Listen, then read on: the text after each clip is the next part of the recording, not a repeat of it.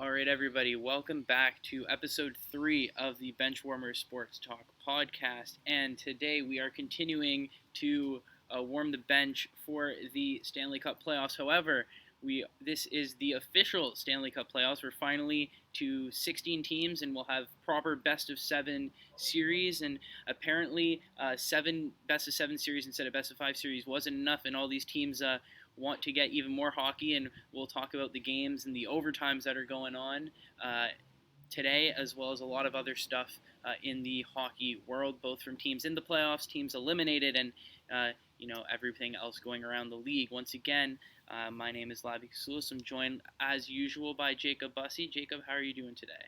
My feet hurt, but it's hockey. You can't go wrong with hockey, right? Absolutely. So let's get it started then. Few crazy games this week. Let's start off with probably the craziest game I've ever seen. It's 5 overtimes, 85 saves. Columbus loses in overtime to Tampa. My goodness, what a game that was. Yeah, I mean, first of all, props to Columbus for even getting to this stage. I think that a lot of people thought that Toronto would beat them pretty easily.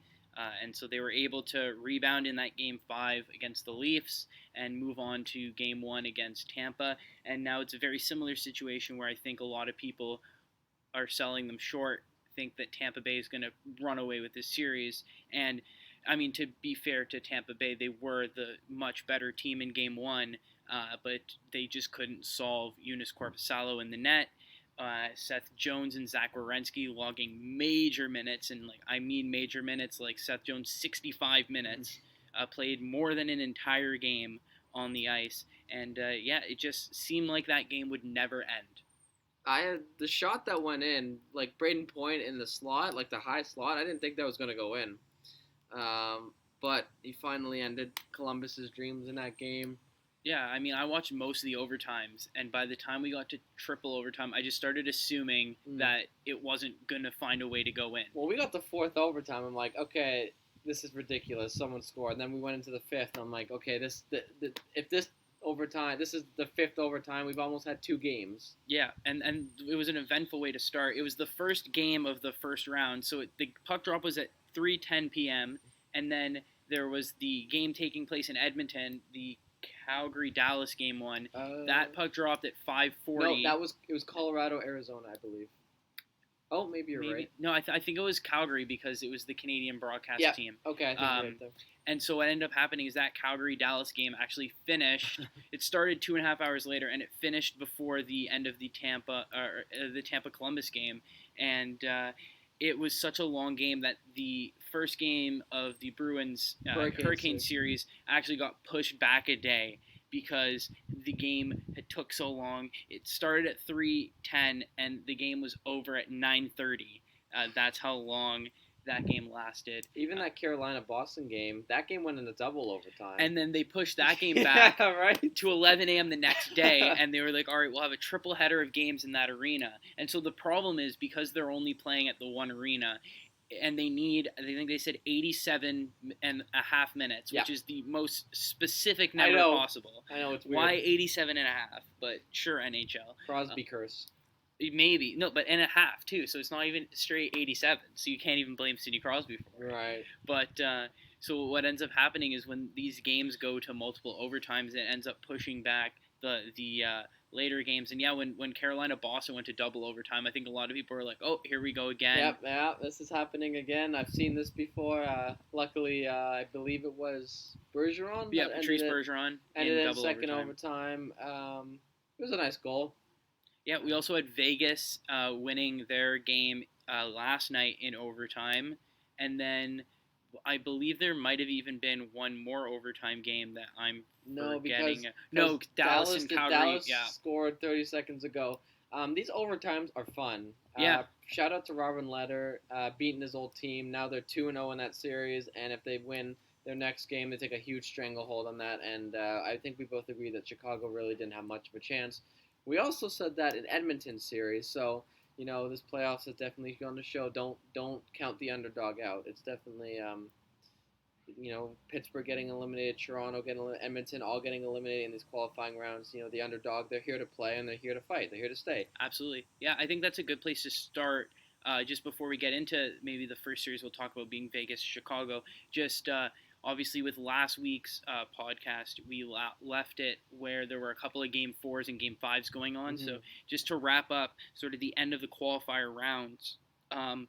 That day that we last recorded saw the elimination day where every team that was facing elimination, except for the Toronto Maple Leafs, ended up losing in 4 games. And so Edmonton was eliminated, Pittsburgh was eliminated, Nashville was eliminated, Florida was eliminated, and the last team that was eliminated was the Islanders eliminated Florida, and then the last team that was eliminated was in the Western Conference. The Minnesota Wild were eliminated by the Vancouver Canucks.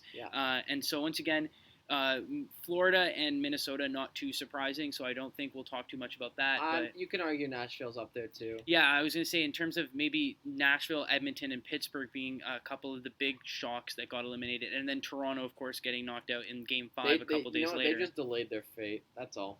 Gave Leaf fans hope, but we all knew what was coming. Yeah, so we want to focus on the first round, but before we get into that, just any thoughts on any of those teams getting eliminated and any last words for their season? Well, that sucks. Having your team, my team, even Edmonton. Connor McDavid's done. Austin Matthews is done. All these guys. Pekka Rinne's probably done. That's probably the last season he's played. In Nashville, I think Seattle will pick him up next season. A lot of surprises, but then at the same time, I think these teams had the mentality of, we're going up against Chicago, we're going up against Columbus. We've beat these guys in the regular season, we can beat them again. And these teams are older, they're slower. Not Columbus, but more Chicago and more Nashville and Minnesota. So they went in with this attitude where they're like, this is going to be easy. We're going to roll through these guys. It'll be a quick warm-up to the playoffs, the real playoffs, in quotation. And they got steamrolled. They got stood up, and props to Chicago, Montreal, as much as I hate them, Columbus. Like, they said, all right, no, this isn't happening. We're going to fight back, and we're going to fight hard. So, I feel like justice was done for these teams. They've definitely solidified themselves. Carey Price looks like a god. Jonas Korpisalo, we'll get to him a little bit later today, is a god. He is a god. There's no looking like it. He is. Props to these teams. They definitely deserve to be in the playoffs. Yeah, and I think obviously, like we said, we want to focus on the teams that are still in. And I'm sure in the offseason, there'll be a chance to sort of dissect a lot more about, what Nashville's going to do in terms of Rinne, what Toronto's going to do in terms of, the decisions that they have to make, what Pittsburgh is going to do. Just quickly, of course, myself being a Penguins fan, the Penguins announced a couple of days after getting eliminated that none of their assistant coaches would be returning. They decided to stick with Sullivan as their head coach, but the 3 assistant coaches all not fired, but because their contracts were expiring this year, so they're just not being renewed. It's like everything but fired. Yeah, so it's like we're just not re-signing you. They're going to let them sort of walk as like free agents as coaches. I wouldn't be surprised if some of them got picked up. But Pittsburgh, just like Toronto and Nashville, I'm sure they're going to have to address some sort of change going into the offseason. Yeah. And the last thing we'll talk about in terms of offseason before we get into the proper playoffs and teams that are still on the ice is that the NHL held the second draft lottery to determine who would get Alexis Lafreniere. Of course, the 8 teams that were eliminated in the qualifier rounds had a shot at him, and we won't get into the Leafs lottery ball doing the double doink Chicago Bears style on the machine, but in the end it ends up being the New York Rangers winning the draft lottery. And, of course, nothing is confirmed, but, I mean, we assume that they will be drafting Lafreniere first overall. Your thoughts on the Rangers? You know what? Good for the Rangers. Carolina, of course, the Twitter man being an absolute savage, reminding them that they helped them to get there. Good for the Rangers. They're a team that I kind of had high hopes for this season, and then Carolina just kind of destroyed them. They're going to be a very deadly team in the next 3 to 4 years. If Lafreniere is able to develop and Panarin is still Panarin, you got a bunch of young guys, Hedel and Fox. You got all these young guys. Chris Kreider's getting up there. He's still performing well. And Zibanejad, who will arguably be the next captain of the Rangers. Yeah, maybe Panarin, maybe Zibanejad, but I think it'll be Zibanejad. I'd agree with you on that. Yeah, so they got a lot of potential, and I think Lafreniere is just the icing on top, we could say. And I think the Rangers will make the playoffs maybe even next year. Yep. Yep. And they'll make it for the next few years. Yeah, I think that the big thing with the Rangers was they committed to a full rebuild, and then it seems like every rebuild decision that they've made has paid off. Mm-hmm. Whether you look at the signing of Panarin, really paid off. The decision to sort of unload some of their veteran players, get more draft picks in, and everything like that. Exactly. And also, you have to get lucky with the draft lottery, which they have. But obviously, they took Capo Caco second overall last year. It looks like they're going to take Lafreniere first overall this year. And I mean, it's a pitch perfect rebuild. When you just keep hitting on every decision that you make, it's going to be very quick to have a quick rebuild. And I think that certain teams like the Oilers, for example, are maybe going to be under more criticism because the Rangers are showing that you can do a rebuild and you can do a rebuild quickly. Mm-hmm. Like you talk about, they were in the finals in 2014, and it's looking like a couple, like literally less than 10 years later, they've been able to go from contender to we suck, but we're going to rebuild to, hopefully, like you said, in a couple of years, it looks like they would be a contender. So it's a good time to be a New York Rangers fan. Yeah. Other than maybe Henrik Lundqvist, but that's once again more of an off-season sort of discussion. So going back to the playoffs, you mentioned Robin Lehner doing very well against his former team. Your thoughts on how Vegas has performed up 2-0 against Chicago early on in their series? Vegas, I love Robin Lehner. He's been through a lot. Obviously a nominee for the what's the King Clancy or something? I can't remember the name, but I know what you're talking about. The comeback player of the year, essentially. Comeback player. Going through a lot of stuff in Buffalo, getting tossed around in New York, and then to Chicago, and then getting traded into Malcolm Subban, which Vegas won that trade 100%. Oh, absolutely. Starting over Fleury, and absolutely killing it. Robin Lehner is a great goalie. He lost his potential in Buffalo, and I think it's a statement saying, you put him on a team that has a decent they have a good roster, Vegas, but even if you put him on a decent team, he's able to take him far. I think Leonard can take him to the finals again. Obviously, I think Colorado can do better. We'll talk about that a little bit later, but definitely Leonard and the Golden Knights they're a team to be they're the team not to be messed with. They are ridiculously good. If you put Pacioretty on that line, that's a Stanley Cup team. You got guys like Stone and Carlson, and you got big bodies like Ryan Reeves and Nate Schmidt. You got all these guys. And if you're a Vegas fan, then you're in a good spot right now. You've had playoff success ever since you were in the expansion draft a few years ago. You've made the playoffs every single year. And I think with the roster you have, you got two incredible backups. Your defense is solid and your offense is powerful. You just get back to the Stanley Cup. That's all the focus is this year, and I think Leonard will take them there. Yeah, not much to add. I completely agree. I think that offensively, obviously Pacioretty hasn't been playing too much. Mm-hmm. He's kind of on the fringes of coming back, so that'll be a big addition. But once again, this is a team that's good enough to get by Chicago without needing him, and I think I completely agree, and I think this is going to be a big focal point today of, when the team is good and can prove that they play well, mm-hmm. It doesn't matter who they're facing. Obviously, a team like Edmonton should beat Chicago, but, when the team doesn't play up to their standard, they're vulnerable. And I think that Vegas is just that extra level above Edmonton because even when they're maybe not playing at their absolute best, they are still able to get the wins, and they're still able to close out games, and they're still able to close out, hopefully, the series. And you see, back-to-back wins already, and I don't really think they've even played at their best just yet. No, so I agree. Vegas looking strong. The one thing I will say is maybe a little bit disrespectful to Marc-Andre Fleury to bench him, but I mean when Leonard has been playing as well as he has, it's a good problem to have. Having to pick between two. Like when your issue is goaltending, and it's not because how bad it is, it's because how good it is. Like you're in a good spot. Absolutely. I think Fleury's okay with it because at the end of the day, a win is a win. Yeah. Like they're up 2-0 in the first round of the playoffs. Like you just need to keep going. If Leonard plays back, you have. And he knows he'll be ready. He'll be ready. Yeah, and sure. if Leonard plays bad, then you have Fleury, who's who took Vegas to the playoffs and the Cup final a few years ago. Yeah, I mean Marc-Andre Fleury, 3 Stanley Cups, 5 Stanley Cup final appearances. So take your chances, pick one. And Leonard right now, I think Peter DeBoer is going to just run with Leonard because I think he's just on a roll right now. Yeah. Speaking of teams that are doing very well, the Colorado Avalanche. Absolutely dominant in their first game of victory over the Arizona Coyotes. I think they held the Coyotes to 14 shots, I think it was. In total, yeah. 6 shots in like 2 periods or something like that. Yeah, I think they had 7 shots at the end of the second period and 14 shots total in the game. Colorado winning that one. They're playing right now as we're recording. Still tied 2-2. 2-2 in the second intermission going into the third. Third period with 16 minutes to go. Okay, so they've just started the third period, so it'll be interesting to see. I think this is once again another sort of very similar thing to Vegas where you talked about Nashville.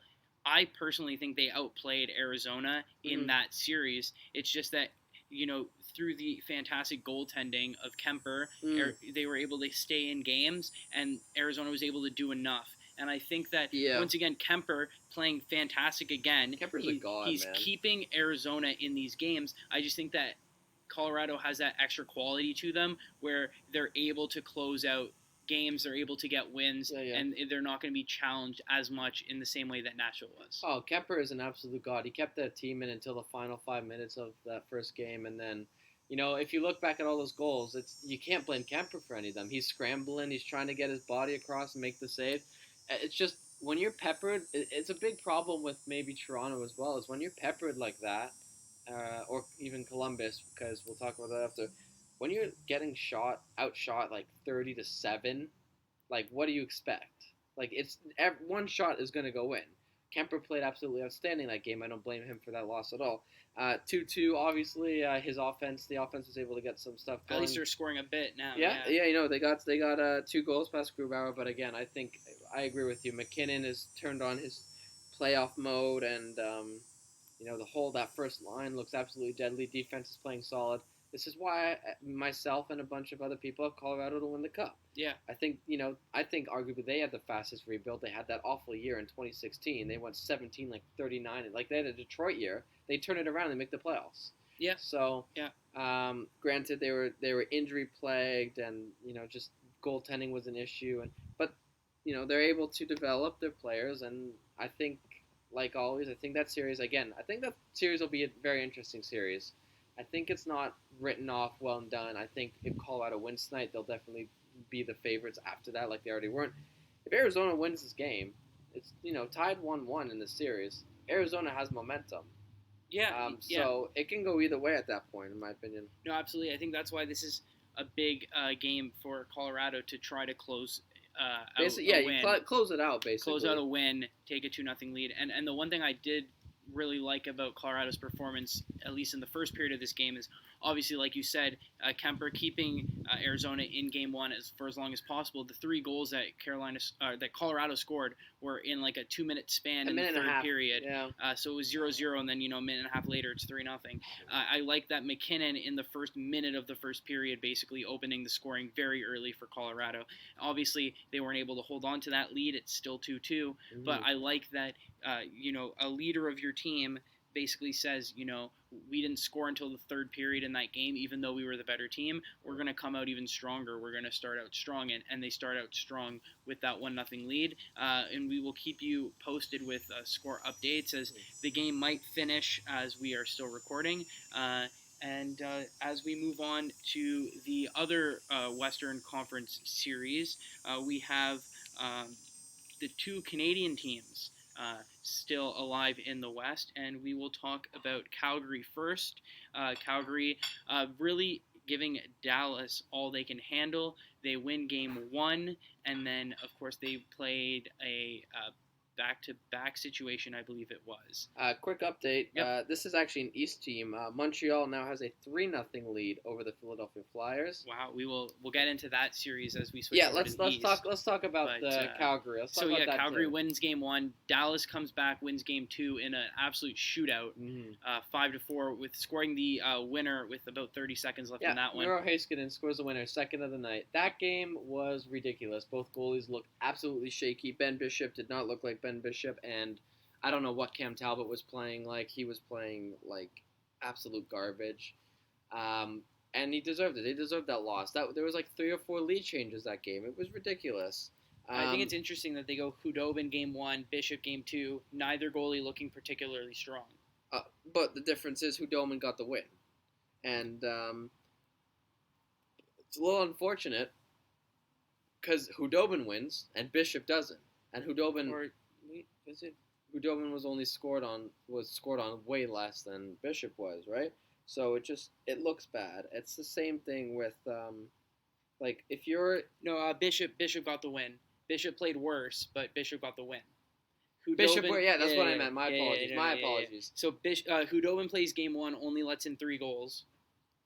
Makes more saves, but loses. Bishop comes in game 2, lets in 4 goals, makes fewer saves, but wins. So again, it's the Stanley Cup playoffs. Stuff like this happens, and it doesn't necessarily reflect you as a person or reflect you as a team or a goalie or whatever. But come on, you're Ben Bishop. Is he a Vezina Trophy candidate? Not this season, but he's been nominated in the past. So you've been nominated for the Vezina. You should be playing better than this. Cam Talbot is a backup, and he's playing better than you. He stopped you guys in the first game, and then the second game, it was just both goalies look bad. This is a series. This series I don't really intend on watching much because I consider Calgary to be a stone in the wall that can easily be picked off, and I think that Dallas was able to effectively pick off enough stones, and the wall just fell. Yeah. Your thoughts? Yeah, Bishop was nominated for the Vezina back in 2014, and he was also nominated in 2016. When he took his team to the final. So in 2014, he finished 3rd in Vezina voting. In 2016, he finished 2nd in Vezina voting. So he definitely is a capable goalie and can play up to his best. I think this is another example of, we were talking about how good Vegas and Colorado are, and we expect them to always find a way to win. This is a Dallas team that found a way to win in Game 2, but their performances are maybe leading a lot of people to maybe question how much they can do in these playoffs, because I think a lot of people look at those first 2 games, see a series split, but they're not convinced that Dallas is really doing enough to pick them to win the series or pick them to comfortably take that moving forward. Obviously, Vegas found a way to go up 2-0. We'll see if Colorado can, but even if Colorado were to lose this game and the series was tied 1-1, I wouldn't go jumping ship on Colorado. I think that Dallas, after 2 games, I personally would have picked them to beat Calgary. If I still had to do a prediction now at 1-1, I'm not saying I'm jumping ship. I still think Dallas should win the series, but I would be a lot more concerned about their play. Well, Dallas lost that first game. They're down 1-0. If they go down 2-0 in that game, they could have easily been down 2-0 in the series. Oh yeah, for sure. Cam Talbot didn't play so poorly. They could have easily been up 2-0. Like Calgary could have gone to overtime, taken it to overtime, won in overtime, 2-0 Calgary. Yeah, or if Cam Talbot plays the way he did in the qualifier round, they won't be able to score as many goals, if any at all. Okay, let's talk about the other Western team, Canadian team. The Vancouver Canucks going up against the defending champs, the St. Louis Blues. Vancouver obviously winning that. Troy Stecher getting the game winner, saluting to his father who did pass away earlier this year. And then they absolutely unloaded on Binnington, 5-2 final score. Labi, what's your takeaway from this? Vancouver played the closest thing to a perfect hockey game that they could have played in Game 1. Yeah. They were really good. And they made St. Louis look like they were not supposed to be the number. Like, I know they're technically the number 4 seed. Yes, number 4. Yeah, I know that they're not the top seed, but like they were the number one team in the West during the regular season. They're Defending Stanley Cup champions. Yeah, exactly. Like they're making a team that's supposed to be very, very good look not so good. And tonight is going to be a really, I believe Game 2 is tonight. 6:30. Okay, so they'll be a puck drop will be in a couple of hours. It's a huge game for St. Louis. A huge game for Vancouver too.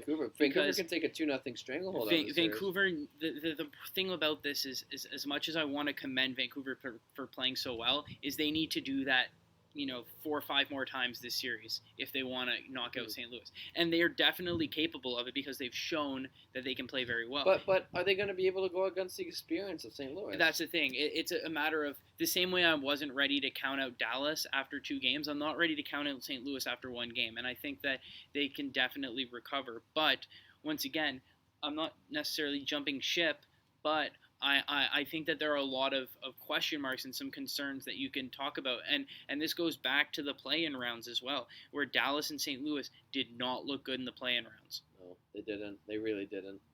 They looked like the 12th, and you could argue they looked worse than Chicago. Yeah. It was honestly, it was not fun to watch. They both went 0-2, I think, or and then they would have had to have played each other, right? Which is the only way that either team was going to be able to get a win. It was struggling. I was struggling to watch those games. And now the defending champs are down 1-0 against a very young, inexperienced team. However, so. I don't know. St. Louis looked terrible. They looked terrible. Yeah. Like, Bennington did not look good that game. He let in a few soft goals. Like, 2 on the blocker side. I mean, the Horvat goal was a beauty. Well, that's not his fault. But that Stetcher goal, under the arm, like, that should have been saved. You have no excuse as a defending Stanley Cup champion to let that in. You should be able to save that. Yeah, they got to really look at themselves. They got to stop these teams. I think they just have a confidence. They're arrogant. They're cocky. I believe that they think that this isn't going to be as hard as it is. These teams are in the Stanley Cup final for the playoffs for a reason. So you need to start they need to respect them. They need to respect them a lot more because these are teams and they deserve to be there. Yeah, I think the one thing is, like you said, maybe the inexperience of Vancouver might be something that hurts them. But that's all I can see. We saw them go down 1-0 against Minnesota, and they were able to recover and win 3 straight games. Yeah. And so once again, if I'm St. Louis, I'm not counting on Vancouver to lose the series. Right, and you need to win the series, and I think that was a problem that some of these teams. I think Edmonton and Pittsburgh were counting on Montreal and Chicago to lose the series. Right. But that's not how you win a playoff series. No. And if St. Louis is saying we're expecting Vancouver's inexperience to hurt them and have them throw away a game, that's not going to happen. It's not a good excuse. And it's not something to count on happening. St. Louis has the quality as defending Stanley Cup champions to go out there and to win a game. And so I think tonight's game is going to be a really big marker of how St. Louis is going to do. I think Vancouver wins it tonight. You think Vancouver wins the series? I think Vancouver wins the series. Yeah. Yeah, I definitely think that St. Louis looks so bad. If they play like that again tonight, Berube's he's got to make some drastic changes, or if he doesn't, then they're going to get wrecked. Yeah, and I think it's going to be another marker of how good of a coach he is. So just quickly before moving on to the East, who do you take to win each of the 4 series? So you have Vancouver moving on. Yep. Who else do you have? I have Avalanche moving on, obviously. Vegas moving on. And what's the last? Dallas, Calgary. Dallas. Yeah. I don't trust Calgary enough. Yeah. So I completely agree. I have Colorado and Vegas going through pretty easily. Like I said, I still trust Dallas to get the job done. But I wouldn't be surprised if Calgary gets it done. And I don't want to bet against Vancouver, but at the same time, I don't want to bet against St. Louis. I don't see St. Louis coughing this up. I trust in Berube. I trust in that system. I think that they're going to be more disciplined. They're going to play better. I think they'll get back in the series, and I'll think they'll win it. But at the same time, I wouldn't be surprised. Once again, I mean, I'm betting against Vancouver and Calgary, but I also wouldn't be surprised if both of those teams won their series. It's going to be interesting for sure. These a lot of people, game 6, game 7 are important. But it's these little game 2s and 3s that help you get a lead in the series. Absolutely, it's better to be playing with with a a lead. lead than it is Well, to unless to you're the behind. Leafs, then you just Yeah. blow it. Or if Columbus also. So let's go over there. Let's go to the East. Let's go to the maybe the more knowledgeable series because where we live and where I so. Well, yeah, I want to say it's funny because looking at the qualifier rounds, Mm. I was terrible in the West. I had Edmonton, I was wrong. I had Winnipeg, And I was wrong. I had Nashville, I was wrong. The only one I was right about was Vancouver. I think I had Vancouver as well. I had Arizona. Who did Winnipeg play? Calgary. We both picked Calgary. Yeah, we had Calgary on that one, and the only one I lost was Edmonton. Yep. So I didn't do too bad. Yeah. On the East, on the other hand, that's a whole nother story. You see, the funny thing is for me, I killed it on the East. The only one I got wrong was Pittsburgh. Montreal and Pittsburgh. Because I picked Blue Jackets in 5. I did too. I said realistically Columbus to win. I want Toronto to win though. I didn't say Toronto was going to win because I knew the way they played. It was just not happening. But let's talk about Columbus then, shall we? Yeah. Oh my goodness. We brushed on this earlier. 5 overtimes. That is almost 2 games. 2 games, okay? 6 hours. More than 2 games. Because they played 5 overtime, like 3 periods, 3 more periods, and 2 more periods. Almost 3 games. Almost 3 full games. Almost 3 full games. So lots of hockey. Definitely lots of hockey. Fatigue was sure to just kick in. And when your goalie is making save after save after save 80, 83, 84, 85 times. 85 saves that game, okay? And he had 36 in game 2.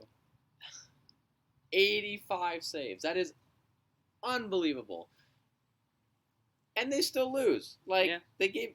I don't want to say they gave up on him, but they didn't. They did and they didn't.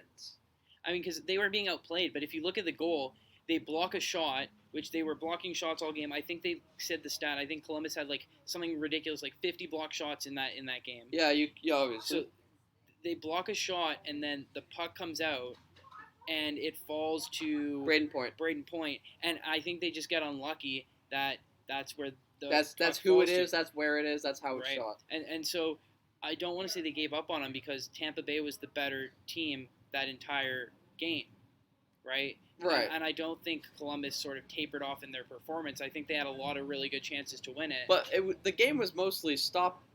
It was stop Tampa from scoring. It wasn't start attacking. No, I agree. But then if you look at game 2, they did the exact same game plan, frustrating Tampa Bay, trying to limit their scoring opportunities, and they play a brilliant game. Yeah, Korpisalo makes 36 saves on 37 shots. And Wenberg's goal was absolutely ridiculous. And a filthy goal by Wenberg. But, I mean, they win the game 3-1. And that's the kind of game that Columbus is going to have to win. You look at the way that they beat Toronto, they won 2 shutout games and then had a comeback on a collapse. Right? And so those are the kind of games that they're going to win. It's going to be those low scoring. We're going to frustrate an offensive-minded team. They're going to make a mistake. They're going to want to pinch, put an extra attacker in, and we're going to capitalize. Exactly. So Columbus is champion of the 3-1, 2-1, 2-0 style of game. And if you look at the way that the games went, they were very close. Once again, when it gets to overtime, you're 1 shot away. That's literally all it is. And the thing with Columbus, and I'll say it again, the one thing that maybe would prevent me from picking them to win the series is because of the fatigue. You play 5 games against the Leafs, 2 of them go to overtime. Then you play a 5 overtime game, and the system that Columbus plays is very demanding, and it demands a lot of forechecking, a lot of hustle, and Seth Jones has no room to breathe. He played 65 minutes, and then 2 days later, literally 40 hours after playing 65 minutes, he plays 27, 28 minutes in Game 2. And he's going to play 27, 28 minutes this entire series. I wouldn't be surprised if Tortorella puts him back over 30 in some of these games. It's honestly ridiculous how that team has definitely proved everyone wrong. Beating Toronto and then giving Tampa a fight, although Tampa has accomplished a win against them, something we didn't see last year. That game goes. I think that series goes to 7. Yeah, I wouldn't bet against Columbus. That's for sure. Yeah, I wouldn't either. I just don't think it's gonna happen. Let's talk about the game right now. Montreal is they're dominating Philadelphia right now. The best team arguably in the league right now is getting smacked by the 12th seed. 3-0. 10 minutes to go in the second. Philadelphia does lead in the series, but they didn't win by much that first game. No, Montreal played very good in Game 1 and still couldn't find a way to win. And it seems like they're playing even better right now in Game 2. Well, they're leading 3-0. Yeah, they're playing way better. Carey Price is ridiculous, man. Him and Corpusalo. Like, if Montreal makes it to the finals, it's going to be on Carey Price. Well, I mean, before we talk about finals, we need to talk about if they're able to get by Philadelphia.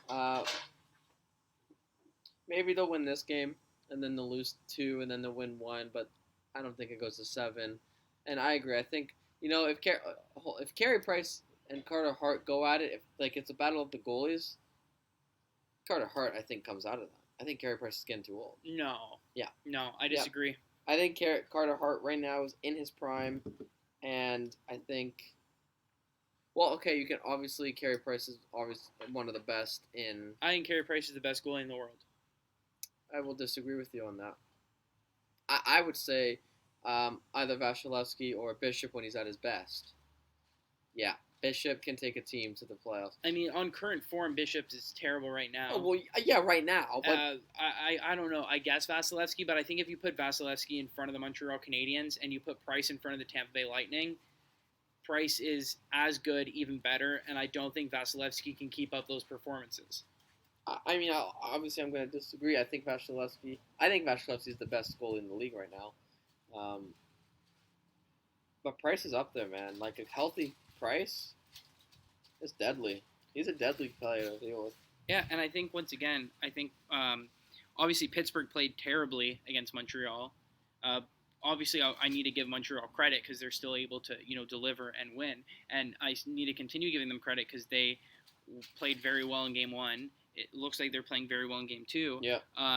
Obviously, I haven't watched any of Game 2, so I can't make like a statement on how the game is going. But for the most part, it looks like Philadelphia isn't playing like the Philadelphia that we've seen the last 25 games. No. And they're going to have to rediscover that form because, once again, like, yes, it's Montreal. Yes, they're the 12 seed. Yes, they're not necessarily a playoff team, but you still have to show up if you want to beat them. And I think Philadelphia is capable of showing up.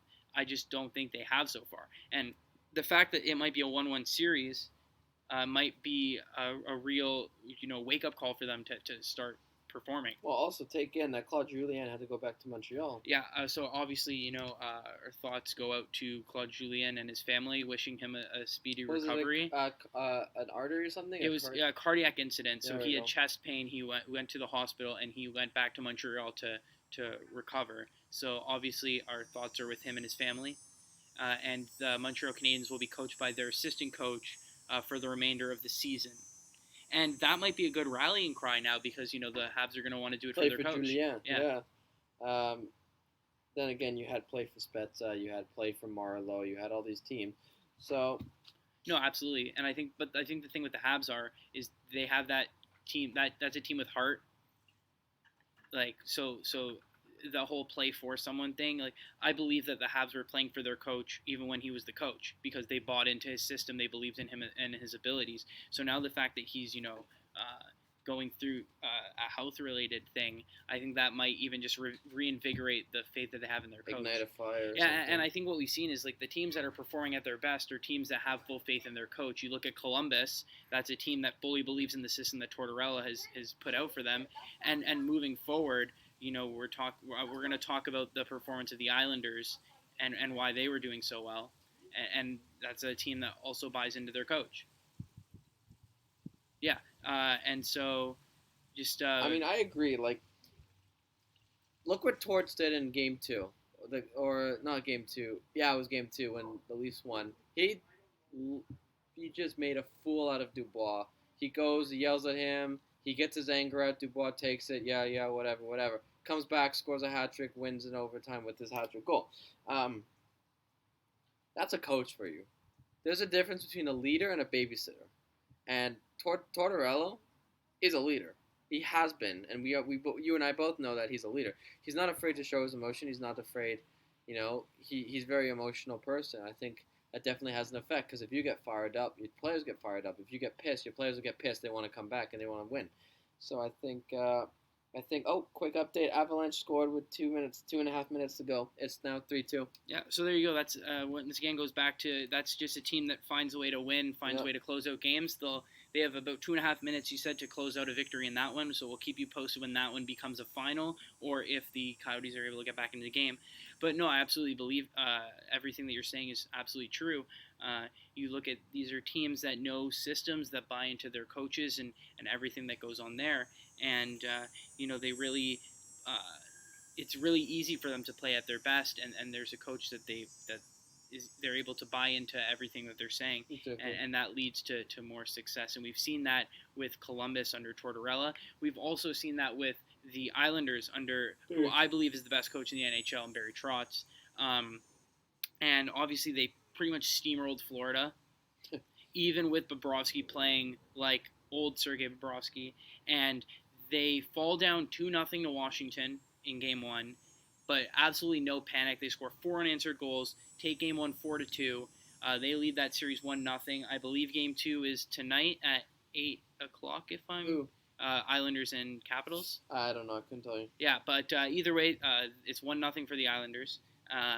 And a big Game 2 for Washington because, as you know... Yeah, they look shaky that first game. Washington has a history of some early eliminations, the more second round than first round, but they're a team that don't want to fall behind in a series. What happened that game? You're up 2-0. You have a nice comfortable lead. Holtby's playing great. Ovechkin's doing it, and then you just let 4 unanswered. Like, what happened? Well, does Holtby stop playing all of a sudden? Like, does the defense, does John Carlson, obviously, does he just not want to play anymore? Like, what happened? They were playing great. They had the game in their hands. They were controlling it, and then all of a sudden, it's 2-1. Okay, fine, what? 2-2, 3-2, 4-2. What's happening? Yeah, I think that's just the Islanders' system. Once again, I keep repeating myself, but these systems really do work. They reflect in the way you play. Absolutely, and I think that with the Islanders falling behind 2-0, they're going to continue to play their game. They know the chances are going to come. They know that the way they play is fine. And they typically do play a defensive style. So the one thing I will say for the Islanders is the fact that they were able to win a game falling down 2-0 is a really big... it's a statement win. Yeah, and it's a big red flag for Washington. Could you argue that Barry Trotz also knows the team and how they play? Yeah, that is an interesting case. Obviously, it's his first time playing a playoff series against his former team. That might be a factor. And I think the thing is the Islanders, they typically, want to take the lead in a game and then just frustrate the opponent. Yeah. Defensive trap type of system. That's the type of style that they play. So the fact that they were able to come back from being down 2-0 and were able to get back into the game, like you said, that's a really big statement win for them. And I think that Game 2, if the Islanders can take an early lead in that series, like in that game, and start to manage the game the way that they always do, Washington might find themselves in severe trouble. Because if a guy like Ovechkin, and once again, I'm not calling Ovechkin a one-dimensional player because obviously he does a lot of other good things, but Ovechkin is first, second, third, fourth biggest thing is his goal-scoring ability, right? He's not the same complete player, as like TJ Oshie or something. Yeah, or you're not looking at Ovechkin for his defensive play. No, you're expecting him to score 5 goals and hope you don't get scored on that. Exactly. So I think that if Ovechkin isn't scoring or isn't getting good looks, he can become very frustrated. Yeah. And I think that might be a very, very interesting thing to see progress. He's an emotional player too. He is. We've both seen the way he plays. Like, he gets super excited. That game, that save Holtby made, man, that Ovechkin couldn't breathe after that. Yeah, so I think it's huge for Ovechkin to try to score because I don't think he scored in Game 1. I don't think so. He did. And the longer he goes without scoring, the more it gets to his head. Yeah, the more frustrated he's going to be. He's a lot like Malkin that way. Yeah, absolutely. Maybe it's a Russian thing. Yeah, it was TJ Oshie who actually scored both goals for Washington. That's why I love TJ Oshie. He's a great player. He's great. I absolutely hate him as an individual. Yeah. Respect him as a player. Very good player. You don't like him as an individual? No, I don't know. Maybe it's just like too many years of being in Washington, or I just end up hating Those guys. I respect him for a shootout performance in the Olympics, though. I'll give him credit for that one. We'll go way back on that TJ Sochi. Yeah. And, so that's the Islanders Capital series. Let's talk. You know what series I like a lot to watch? It's the Bruins and Hurricanes. Which is the last series that we have to talk about. So I like this series. I like the way... I like how, Rob Brind'Amour, a former player, won the cup there in 2006. He knows hockey. He's had his fair share around the league, as in only in Carolina, but he's been playing for a while. Against Bruce Cassidy, obviously coming in to replace Julian a few years ago, and he just took the league by storm. Man, that is a fun series to watch. Not both games. One game going to overtime, double overtime actually, and Carolina fighting back. Again, they got to win, something that they couldn't do last year, getting swept by Boston in the conference finals. Carolina looks really good this year. Like, they look really good in the playoffs, and that is scary if you're in the East because and the thing is, their goalies are expandable. You can put Reimer in net, who got the win last night. Yeah, so Mrazek played in game one. Yep. Didn't play too badly. He wasn't terrible, but he obviously could have been better. I mean, I definitely blame him for the OT winner. If you look at his positioning, he gave Bergeron half the net to shoot at. Yeah. But Reimer comes in game two, wins. So I absolutely agree with you. You can rock with whichever goalie you're feeling is going to get you the win. And clearly they thought it was Reimer. Reimer winning a playoff game in Toronto. Yeah, never heard of that before. No, I'll love to Reimer. He's a great guy. He's a great player, great overall person, and I think with obviously Tuukka Rask showing his displeasure and no fans, it's going to have an effect on the team. Yep. Like Tuukka Rask is your guy, right? He is the Freddie. He is the he's the Murray. He is the Price. Price. He's the guy. The Rene. He's all these guys. He's the guy, and he's saying he doesn't think it's as serious as it is. Like, so what? There's no fans. You have Columbus who'd gladly take your spot. You have teams like Detroit and Ottawa especially, or even Buffalo with Eichel, who would much rather be here. They don't care if there's fans or not. This is the Stanley Cup playoffs. You don't mess around here. And Tuukka Rask is like, it's just an exhibition for me. Okay, so start Halak. Maybe he'll take it a little bit seriously. So that's just kind of I would say that's a weak link right now in the Boston is Tuukka Rask and this goes back to my overrated. He thinks he's too good for this. He thinks it's just an exhibition. He thinks fans make the playoffs. No, fans don't win games. You win games or you lose games. So don't blame it on no fans. Like, you don't see any other teams here complaining. Yeah. You can say like it's weird. Yeah, sure, it's different. Have you grown to people, chanting Tuuk every time you make a save? Like, so what? Get over it. Move on. Yeah. Like, suck it up, shut up, and play. No, absolutely. And I think, once again, Carolina, I picked them to be sort of my dark horse team just because I looked at this team and I saw talent through and through that lineup, especially defensively. Like, if any team is going to slow down that big Boston line and like Boston's offense in general, it'll be that Carolina defensive core. It was great to see Dougie Hamilton back in the lineup. He scored the game winner. He scores the game winner. Also, I'm sure contributes incredibly on the defensive side. Yeah. It's good to see Jake Gardner playing pretty pretty well. Not Obviously, joking. if we get to a game 7, we'll see. That's the big question of his performances. But no, and then offensively, I mean, Svechnikov, Aho, and Teravainen that line is evil. They've given everything that they possibly could. Svechnikov went for the lacrosse-style goal in overtime. Yeah, he tried it. He really tried it. Yeah, I mean, to be fair, if you've done it twice this year and 3 times in your career, I think you have sort of open reign to try it whenever you want. Bunch of jerks, that's what they are. Yeah, and also shout out to the Carolina Twitter account too, because they've been absolutely killing it. Because absolute savages. Game 1 was an 11 a.m. start. They said brunch of jerks, and then because the game went to double overtime, it ended up going into like the later afternoon. So they were like time for double overtime, like lunch of jerks. So, awesome. Just absolute class for the Carolina Hurricanes. Shout out to the Twitter man. He knows what he's doing. Yeah, so my top two Twitter accounts right now are the Carolina Hurricanes and the Phoenix Suns. I mean, I know this is a mainly hockey podcast. I just want to say shout out to the Phoenix Suns for going 8-0 in the bubble. Unfortunately, they missed the playoffs, but Devin Booker, man, he put that team on his back. He said, "Okay, if you guys are going to show up, I will." And man, he was fantastic. They were fun to watch. It's a shame that the Spurs are out and the Lakers have looked awful and they're gonna make the playoffs. Yeah, I mean maybe we'll talk a little bit more basketball in the coming weeks as those playoffs get underway. But yeah, back to Carolina Boston. I think that everything that you said in terms of Tuukka Rask and in terms of the Boston performance is true. I think that maybe they do look a little bit complacent.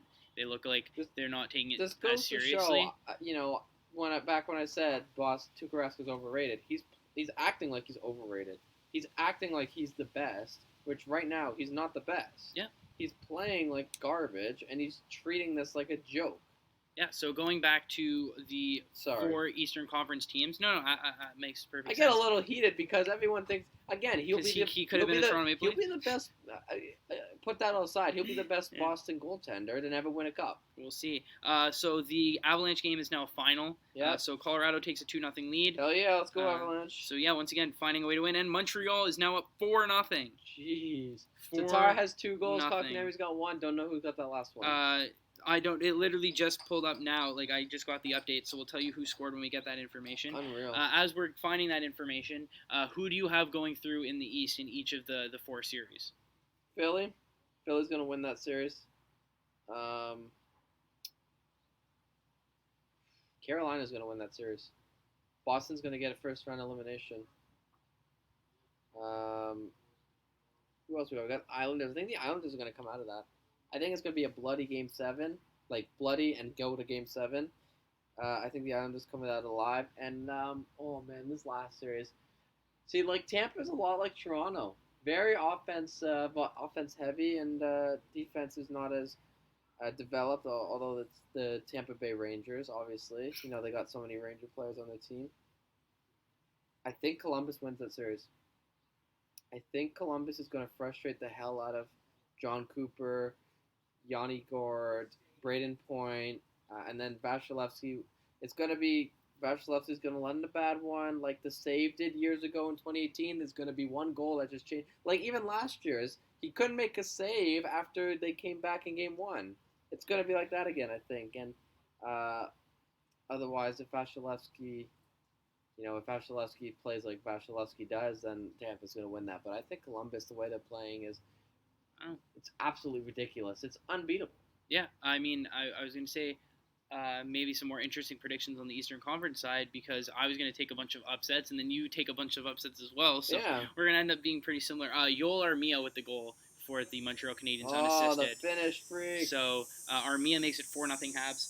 Despite the Habs being up 4-0 in Game 2, I'm also going to take the Flyers to move on. I just think that because one game is not making a series. Yeah, and I think that they haven't played particularly well, and they're still going to come out of it with a 1-1 split, and I think they'll figure it out, and they'll get through to that series. But once again, I mean, I think that on first impulse, I would have said like Flyers in 4, Flyers in 5. But obviously, me watching the Habs demolish my Penguins and watching the form that Price is in, I got to give respect to the Habs. I think that it's going to be like a 6 or 7 game series as the ice cream truck drives by.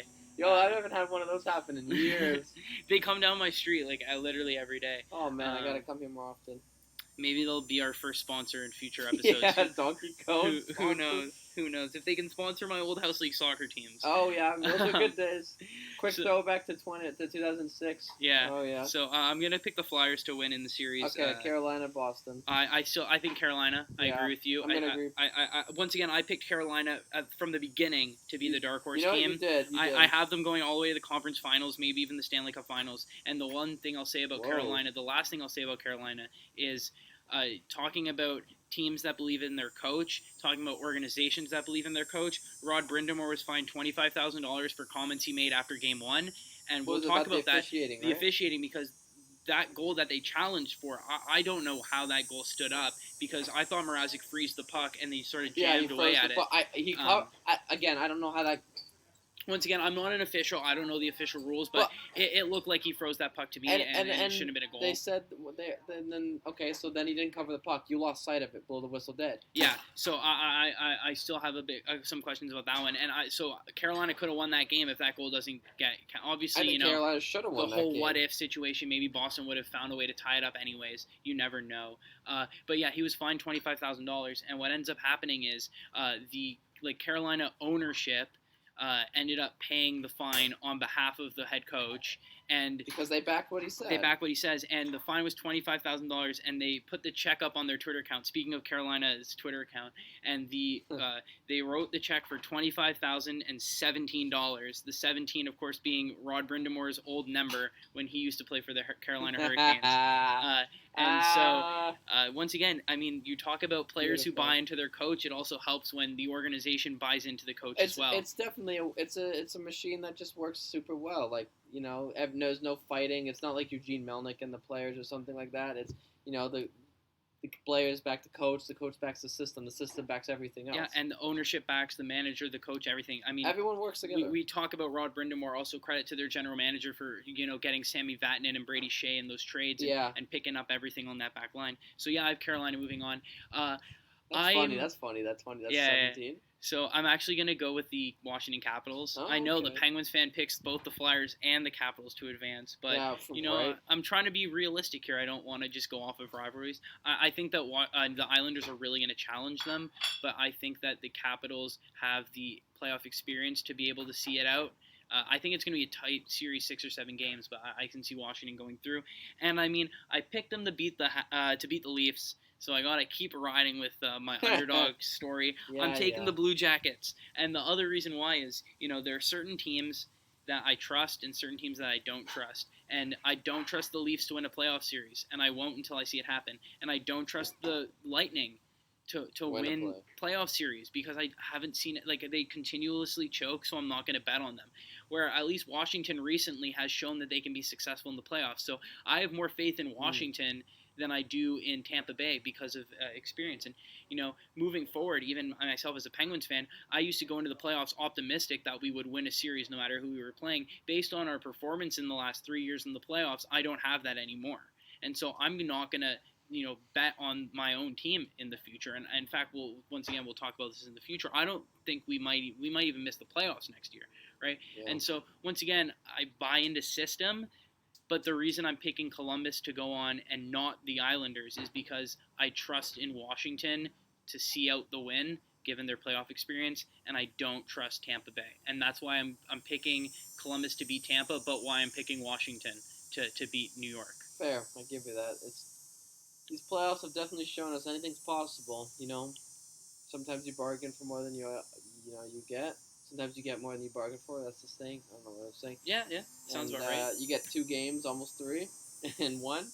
So anything can happen. Honestly, the way these teams are playing, Colorado obviously taking 2-0. That you can argue that series is already over. McKinnon looks like a god. Grubauer looks great. The defensive core is fantastic. So before we wrap up, anything you want to add? Any players you want to talk about? Team performances you want to talk about? Anything that's really just on your mind? I still can't believe Korpisalo made 85 saves. Like, you don't as a player, and then as a player, first off, now my thing is with Korpisalo is, can he repeat it? Because I remember they had questions going into the playoffs because they have 2 very decent goalies. Jonas Korpisalo has been a backup his whole life to Sergei Bobrovsky, and Elvis Merzlikins, who came in and he took the league by storm. 5 shutouts in 7 games or something like that. So, can he do it again? Is he going to be worn out? Is it going to be a case of I'm going to get, if it goes to overtime and gets over, he's going to get 50 shots on him a night? Can you withstand that as a goalie? Yeah. No, absolutely. Yeah. I think that's it for me.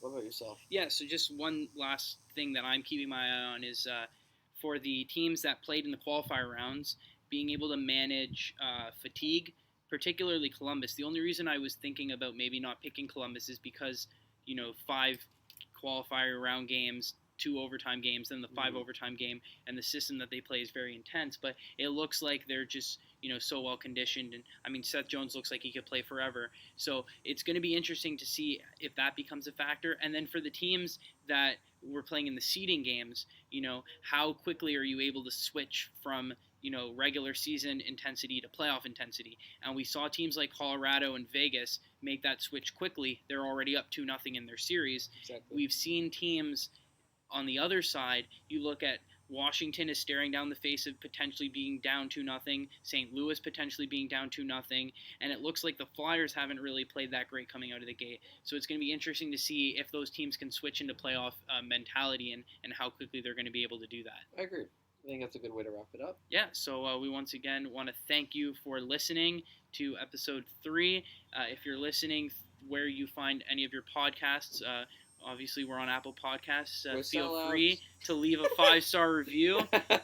If you're listening on YouTube, feel free to like and subscribe or send us a comment if you have any questions or want to yell about how stupid we are with our takes. Yeah. But either way, we thank you very much for watching. DM us on Insta, man. You could comment, give us some hate comments. We'll take it. We'll give them some back. Absolutely. There's no such thing as bad engagement when it comes to the podcast. Unless you say the Habs are winning and then you got an issue. Well, yeah, pretty much. Thanks again for listening. We are done for today, and we will see you next week where we'll continue to warm the bench all around the world of sports. Yeah.